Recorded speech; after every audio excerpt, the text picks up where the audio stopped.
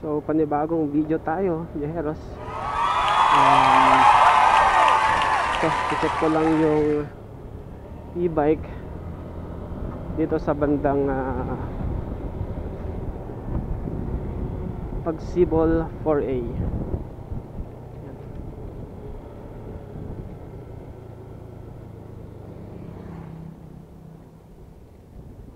Yeah.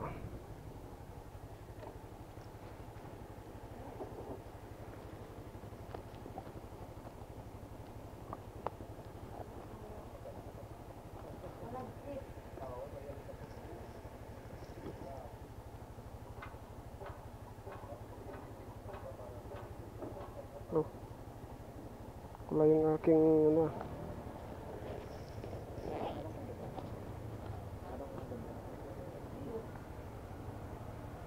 Thank you.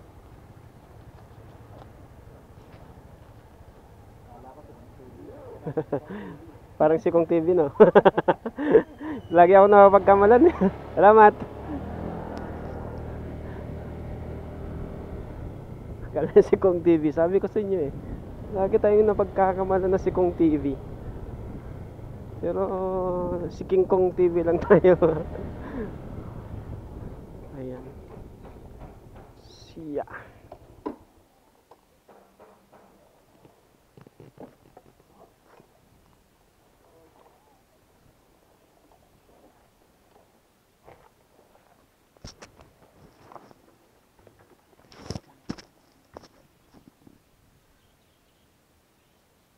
Ay, mag-hi ka sa vlog natin. Ay, mag-hi ka sa vlog natin. Hi, vlog. Hindi. Libre na, ay ayaw pa. Guys, ito parang pamaypay lang, oh. Tapos napakamahal. Kaya, ano ba? Sayang tuloy yung ano. May unang pinakita sa si kuya mo. Yun. Okay.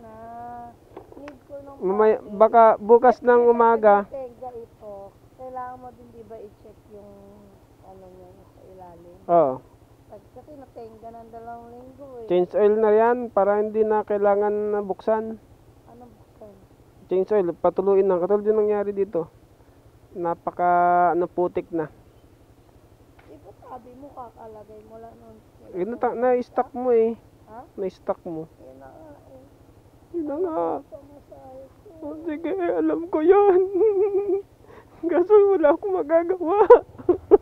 Ito lang yung magagawa ko sa'yo. Kasi may nakita akong kung saan pwedeng magpabanding.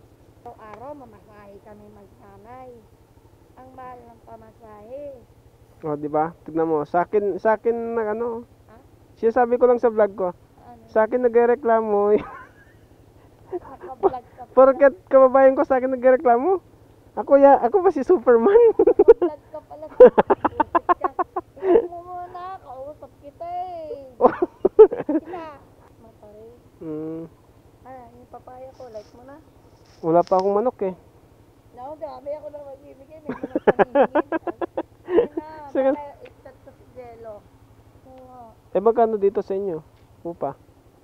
Sino ka palayas mo ako? Hindi, magkano upa sa inyo? Eh, magkano binabayaran nyo sa ano? 8 mahigit. Oh, hindi ka namin kaya yun. 8,000 mahigit. Sigurado, kung 8,000 megit dito, siguro mga 9 or 10 yun. Kasi depende sa square meters eh. Ito, 53. Ang kaya klaro, hindi ko alam nila. 2K mahigit yung Dami nyong bahay. mga nami utang.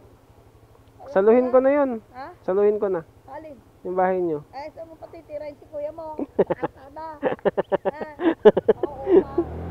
Sige. Sige na balong. Battery ko. Kausapin mo siya. Sige, kasapin ko. Okay. Araw-araw mo babalik yan. Next week na naman. Baka Patagalin kailangan ko nga ito. baka kinabukasan din. Kunwari, naano ko bukas. Di ba, naano ko bukas? Susunod na araw. Gabi. Hindi, mga umaga. Ano nga, bukas kung ano. Susunod na araw. Bukas ko palang dadalhin to. Day, bukas. Wednesday. Oh, Thursday. Thursday pwede na. Kung bakasyon nila. Oh, Thursday madadala ko na. Tapos nakabahan week pa mo magagawa ito. Thursday madadala ko na nga. Ang gulo-gulo mo. Pamasahe ko, ikaw mag-ambag na pamasahe mo. Babush. Ang gulo. Lahat na reklamo na sa akin na. Lahat na ng reklamo na sa akin na. Alright. Ay nako.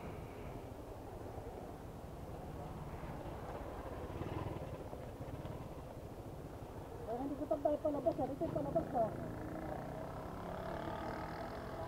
Ay, nahilo ako.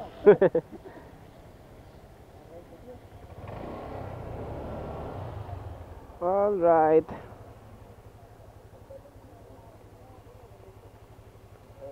Okay, salamat.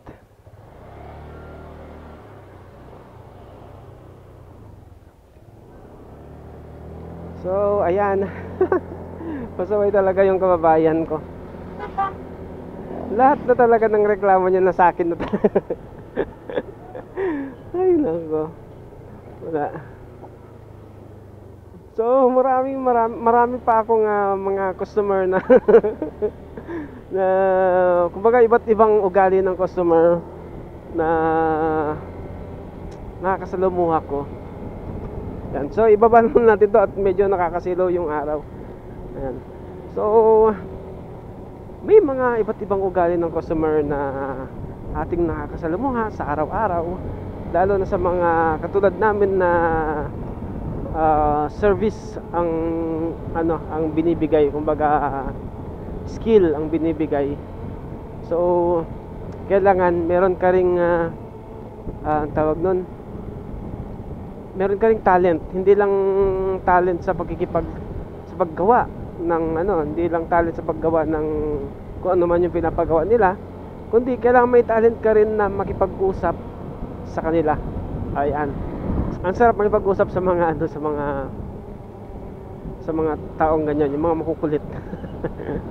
Pero syempre pagka minsan yung level limit natin ay naabot din yung hangganan natin, naabot din sa kulitan nila.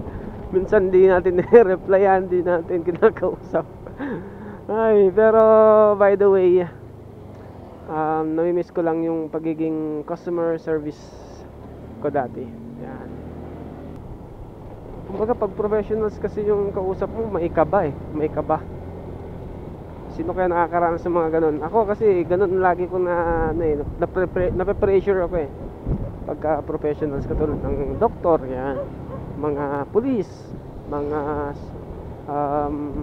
basta mga government officials. Nakakaba kapag yung lalo pag naka-uniform sila, medyo may something na kaba.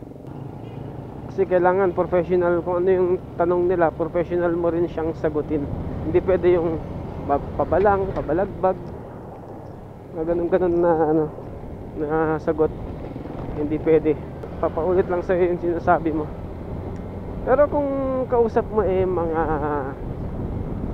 yung ka-level mo lang, mga ganyan, ang sarap kausap yung mga ka-level lang kasi ka-vibes, mga ganun vibes. Kung ano yung vibes mo, vibes niya rin. Kung ano yung vibes niya, vibes mo rin. Madaling makisabay. Yun, makisabay. Yan. So, yun lang. Kaya ko binlog yung ganun na pagkikipag-usap kasi ganun ako makipag-usap sa customers na sa mga customer. Yan. Ganun ako makipag-usap sa mga customer. Sila kasi yung nangangailangan ng serbisyo, kaya need nila na sila din yung makipag-cooperate sa'yo. Kung hindi sila makipag-cooperate o hindi sila makibagay sa'yo, hindi magagawa yung gusto nilang mangyari. Ayun So, nandito na ako ngayon sa aming village. At tapos na ang araw na nakakapagod at luging araw. Tapos na ang luging araw natin. Ayan. So mamaya may chat pa akong customer. Check ko kung matutuloy ba siyang magpagawa ngayon ng kanyang e-bike.